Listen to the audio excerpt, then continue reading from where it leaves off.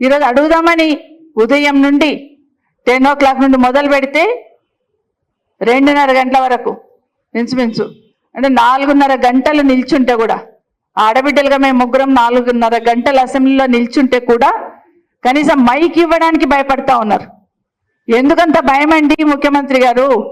ఆడబిడ్డలకు మైక్ ఇస్తే వాస్తవమే మాట్లాడతారు. ఏది తిమ్మిని చేసే శక్తి ఆడబిడ్డలకు ఉండదు. వాస్తవం మాట్లాడే ప్రయత్నమే చేస్తూ ఉంటాం. కానీ ఈరోజు మైక్ ఇవ్వడానికి నిజంగానే చరిత్రలో ఉండిపోతుంది.